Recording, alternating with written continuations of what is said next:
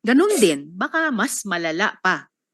Baka ang mangyari, tatanggalin natin ang state grid kay C, pero ibibigay naman kay C. Sa gitna ng malalang alitan sa West Philippine Sea. Believe in these things. As a social scientist, if they are not empirically grounded, ay laway lang po yan. Yeah, with all due respect, I agree with the reciprocity. But the first one, I don't.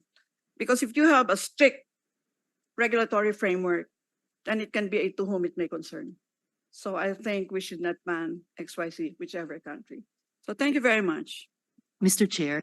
Thank you, Dr. Carlos. Senator Risa, yes. Salamat, Mr. Chair. Just a quick correction for the record. With all due respect, I certainly did not say that Filipino first is a passé policy. In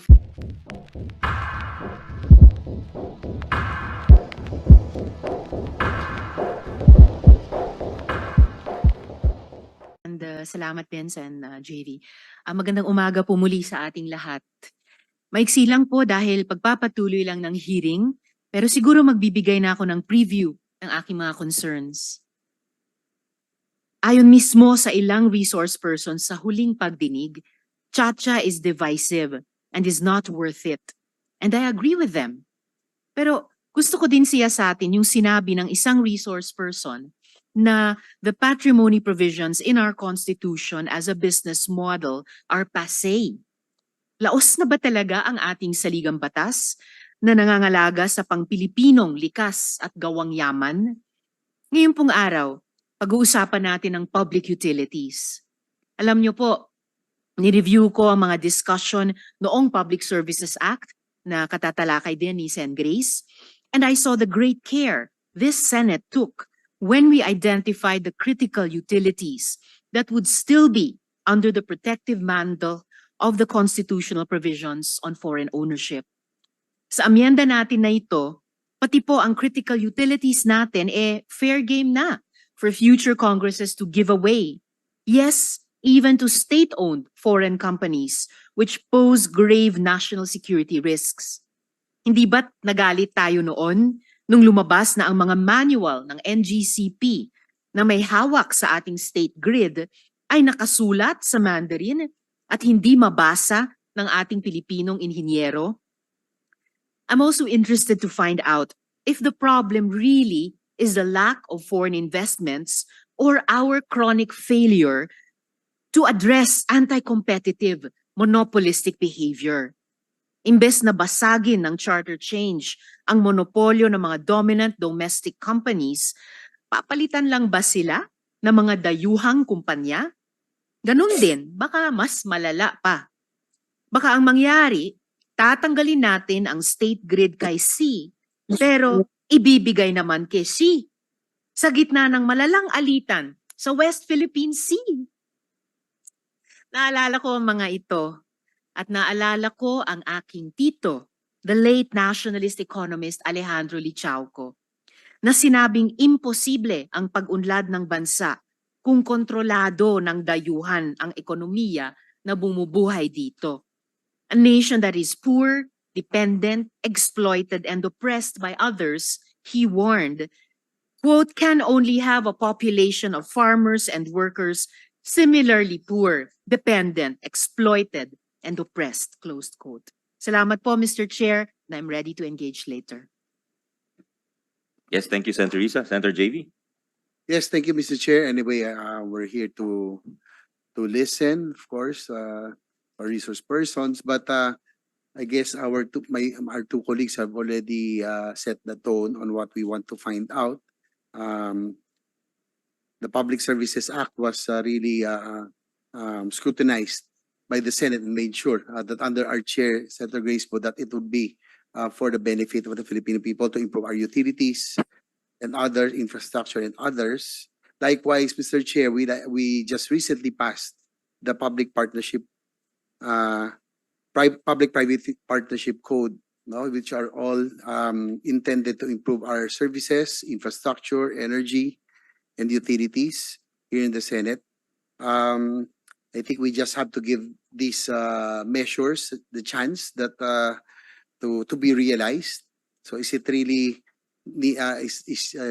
charter change really needed at this point now that these two legislations were already passed, which are intended to improve our utilities and others. Mr. Chair, of course, our energy and infrastructure has really fallen behind. We have fallen behind our ASEAN neighbors. These are requisites for industrialization and development. And the high cost and efficient supply of energy really has really hindered our growth, and but as mentioned by our chair committee on public services, PIRA was enacted in 2001, wherein the Napocor power plants, power generation, transmission, distribution were privatized and was intended to foster to encourage competition. Ang nangyari lang po, yung privatization ang natuloy, yung presyo ng kuryente remained high. Kaya nga sabi ng IPIRA, mukhang ipinera. So we really have to be very careful about all of these things. We cannot rush. We cannot put deadlines. No, we cannot be pressured because it's not very easy to amend the Constitution. No? And so we cannot make mistakes, Mr. Chair. So I agree with you that we will have to be very careful about it. And of course, we want to find out if how can the economic provisions or amendments, the economic provisions improve energy, infrastructure, utilities, much more. Now that we already have passed the Public Services Act, the PPP Code, so do we need really to amend the Constitution at this point? So, Mr. Chair, again, I would like to listen to our resource persons so that we will have a better appreciation of the things that will be taken up today. Thank you. Yeah, thank you very much. Good morning, everyone. I was taking down notes earlier as I listened to Senator Poe and Senator Hontevirus, and I'd like to address the issues that they have raised.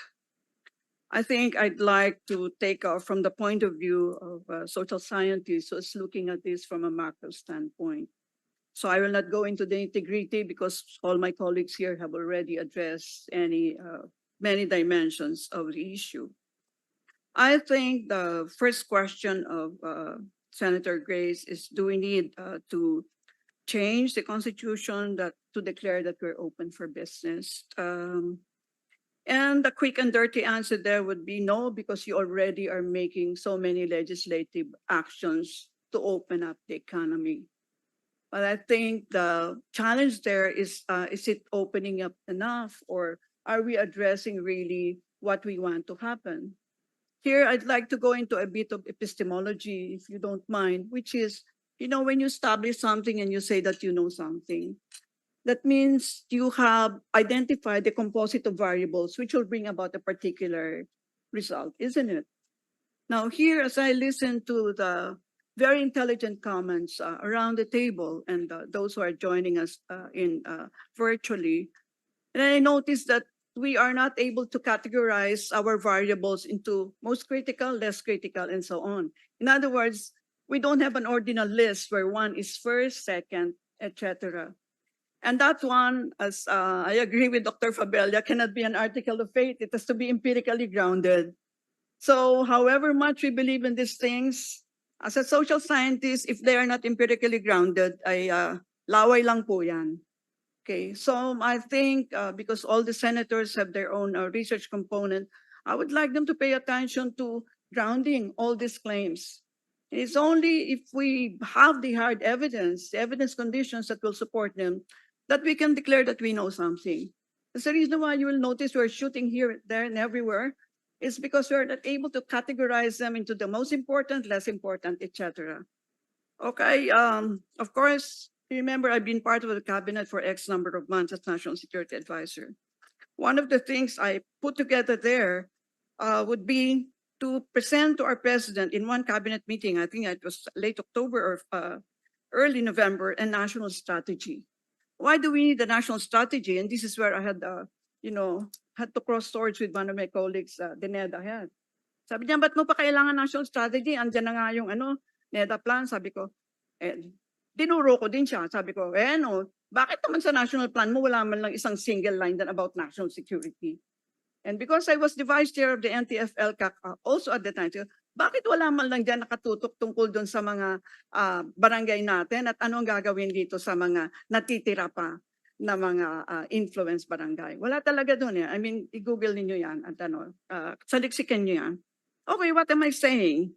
If we're just shooting here, there, and everywhere, and we don't have anything, a big picture that will crochet together, that will stitch together all these things, then we don't know what to do. In terms of konti na nga ang salapi mo, kung saan-saan mo pa nilalagay. Dapat the national strategy ka, pag konti ang salapi mo, alam mo, ito yung number one, yun ang una mong bigyan ng pansin. Ganun din siguro dito, no? Bakit tayo masyadong nagre-rely sa foreign investment? What about domestic investment? Hindi ba natin nakita yung sinabi na nga, yung regulatory framework, sinabi ni Dr. Villegas kanina, kahit ang inyong mga domestic investor, ay sinasakal din ng over-regulation ng ating gobyerno. Parang ang unang assumption mo ikaw ay magnanakaw, saka mo na i-prove otherwise, no? Bakit ganon? In other words, well, we are so much banking in foreign direct investment. We should also bank on our local investors and talagang bigyan niya sila ng alagwa para talagang magawa nila ang kanilang ginagawa. Bigyan ko kayo ng example, no? My former boss here, Senator Tolentino at the MMDA, I was there with him since 2010 as one of his consultants for the traffic management. Dines namin, Senator, I don't know kung nakwento ko na sa iyo to, kung paano yung bureaucracy natin as been identified by other resource persons, no, is really one of the major obstacles to why no investment is coming in. Merong isang gripo dyan na nagtutulo, no?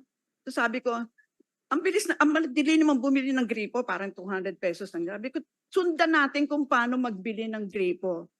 Alam niyo ba kung gaano yun? 4 na buwan. Tinrace namin ito, Senator Tolentino. 4 na buwan at 26 signatures para po makabili ng gripo. Gusto ko lang to make the point na the bureaucracy really matters. You have a Byzantine bureaucracy, and I have seen polls of foreign investors telling you that there are 2 major things, critical variables that matter to them, are Byzantine bureaucracy and the level of corruption. Yung ownership ko, that they don't matter. By the way, tama si Dr. Fabella. Ownership by Filipinos is an article of faith. It doesn't matter who owns it. Sabi ko nga sa telco, kahit galing pa siya sa Jupiter, basta magpagawa siya talaga ng internet, okay lang. Does ownership matter? No, not anymore. In the university, we're telling our students, we're training you to be citizens of the world. We are breaking down all the boundaries of the artificial nation state. We already made commitments in ASEAN for regional integration. Why, for heaven's sakes, I was always so preoccupied on, keeping the nation state. It's one of the scourges of humanity, if I may say so. So, last point, yung Filipino first po, tama po si Senator Hontevirus. Pasain na po yan. It should be rendered obsolescent, no? Bakit Filipino first? Because once upon a time in the past, we tried to, to divest ourselves of all the colonial things that chained us, no, to the former colonial rulers of our country. Wag na po tayong Filipino first. No one study I have seen thus far has demonstrated quite creditably that ownership by Filipinos work. I challenge anyone here around the table, the social scientists. Meron bang ganyan? Wala po. Ownership doesn't matter. But what we really want is, in fact, I had suggested in one of my papers that if our economic managers cannot, in fact, lower or eradicate the 21% of their big lives na sinabi mo, no, na mga poor, mag-hire tayo po ng international group of economic managers. We pay them depending on the percentage of increment that they are going to contribute to GDP. I know this is an iconoclastic viewpoint, but for God's sake, we have to be iconoclast now. We are the 5th most mineralized countries in the world. We have millions of professionals. We should be embarrassed that we have 21% who are poor. Tama ba, Dr. Villegas? Tama, di ba? So I think, let me go back to the issue of a national strategy. I address this also to the military. Several times they have asked me to help them design their strategy for the Air Force, for the Philippine Marines, etc. Sabi ko, saan ba kayo nakatukod yung strategy nyo?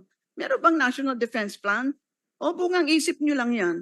Saan manggagaling yung National Defense Plan, Senator po? Hindi ba manggagaling yan sa national strategy? Dibuho yan eh. It's a big, big picture. Oh. And siguro lastly, sorry sa Senator Angara, medyo nagsosobra na ata ako sa time ko. Senator Poe, you mentioned something about banning certain countries from ownership.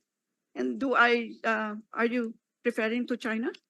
In the Public Service Act, any country that the president or the National Security Council views as a threat to us is actually eliminated from or banned from owning certain critical infrastructure, telecommunications, for example, I believe airports, etc. And also countries that don't reciprocate or allow us also the same type of ownership in their country would not be allowed. That's one. Those are some of the safeguards we put as a compromise to those who are a little bit wary about this Public Service Act being open. Yeah, with all due respect, I agree with the reciprocity, but the first one I don't. Because if you have a strict regulatory framework, then it can be a to whom it may concern. So I think we should not ban XYZ, whichever country. So thank you very much. Mr. Chair. Thank you, Dr. Carlos. Senator Risa, yes. Salamat, Mr. Chair. Just a quick correction for the record. With all due respect, I certainly did not say that Filipino first is a passé policy. In fact, One I of your believe, source persons, I stand corrected. thank you, ma'am. In fact, I believe that Filipino first is a positive and dynamic principle in formulating and constantly updating our economic policy. And lastly, Mr. Chair, at this point, if 60 to 100% ownership in Filipino hands doesn't matter anyway in the big picture, then let's keep that in Filipino hands and work on the real problems identified both by those opposed to and supportive of RBH 6. Thank you, Mr. Chair. Thank you, Senator Risa. Mr. Chair, just a quick comment. Yes, I Senator would Risa. like to thank also Dr. Carlos for bringing up something that we haven't really discussed in our minds being focused on foreign direct investments. It's true, local businesses are also suffering. What we're trying to do is we're actually hunting in the zoo, like the ones that are complying with the laws, paying taxes are the ones being audited, while the ones that are in the informal economy getting away with so much, we don't focus our attention on. So thank you for bringing that up.